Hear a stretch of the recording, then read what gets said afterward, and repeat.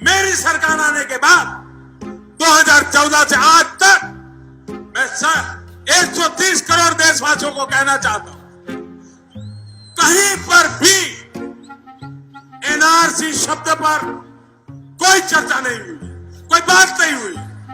आप क्रोनोलॉजी समझ लीजिए, पहले सीएबी आने जा रहा है, सीएबी आने के बाद एनआरसी आएगा, और एनआरसी सिर्फ बंगाल के लिए नहीं आएगा, पूरे देश के लिए आएगा। साले का खोपड़ी तोड़ साले का। सबसे पहले हम सीएबी के माध्यम से आए हुए सारे हिंदू, सिख, बौद्ध, जैन, क्रिश्चियन शरणार्थियों को यहां नागरिकता देंगे। उसके बाद एनआरसी को हम अमल में लाने वाले हैं। एनआरसी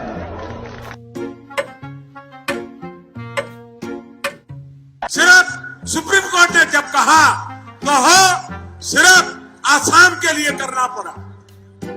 क्या बातें कर रहे हैं, झूठ फैलाया जा रहा है। चुनावी घोषणा पत्र में हमने देश की जनता को वादा किया है, न केवल आसाम, देश भर के अंदर नेशनल रजिस्टर ऑफ सिटीजन्स को हम लेकर आएंगे और देश के नागरिकों का रजिस्टर बनेगा।